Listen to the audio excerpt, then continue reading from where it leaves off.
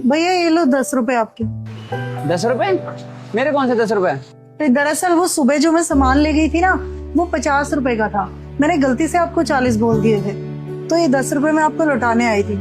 मैं शाम को भी आई थी पर आपकी दुकान बंद थी भैया। हाँ, कल वो मेरी माँ की तबीयत खराब थी इसलिए जल्दी चला गया। 10 रुपए तो थे।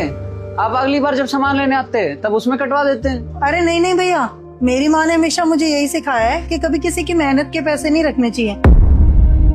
भगवान कहीं ना कहीं हमारे परिवार में से निकाल लेता है। ये लो।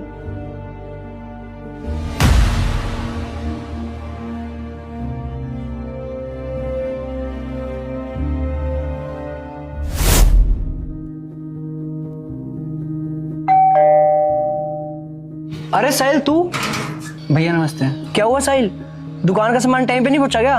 भैया दुकान का माल तो टाइम पे पहुंच गया था, बल्कि आपने इस बार 300 का सामान ज्यादा दे दिया था, तो मैं वही 300 रुपए देने आया था। अरे भाई, 300 रुपए तो थे, हम आगे पीछे इसका हिसाब किताब कर लेते। अरे नहीं साहब, मैं चाहता तो ये 300 रुपए रख भी लेता, आपको पता भी नहीं चलता। लेकिन ऊपर वाले को तो सब पता होता है ना, और ऊपर वाले की लाठी में आवाज नहीं होती। ये 300 रुपए क्या पता मेरे परिवार को कहाँ दुख दे जाए। आखिरकार हम कमाते तो अपने परिवार के लिए ही है ना।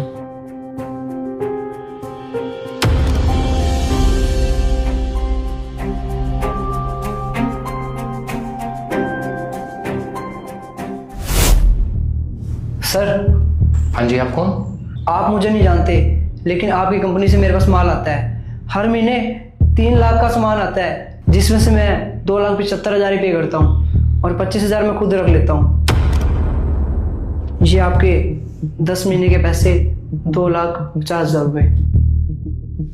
अरे ये बात तो मुझे पता भी नहीं थी, और तुम चाहते तो ये पैसे तुम रख भी सकते थे, तो तुम लौटाने क्यों आए हो? हाँ सर, वो मेरी किसी ने आंखें खोल दी, क्योंकि कई दिनों से मेरी माँ और बाबूजी की तबीयत बहुत ज़्यादा खराब है, और हो सकता है इन्हीं पैसों से मेरी माँ और बाबूजी की तबीयत खराब हो, क्योंकि ये भी किसी की मेहनत की कमाई है। इन पैसों के बारे में आपको तो नहीं पता, लेकिन ऊपर वाले को तो पता है। उसकी लाठी में आवाज़ नहीं होती। शायद तुम ठीक ही कह रहे हो।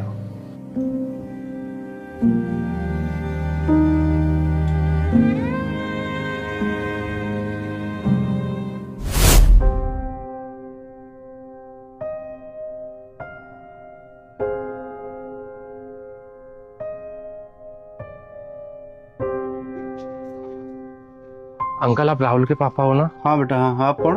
मैं उसका बिजनेस पार्टनर हूँ अंकल। अच्छा, आपका भी कोई हिसाब किताब था क्या बेटा राहुल की तरफ? अभी मेरे पास तो कुछ बचा नहीं बेटा, मैंने उसका पूरा कर्जा उतार दिया।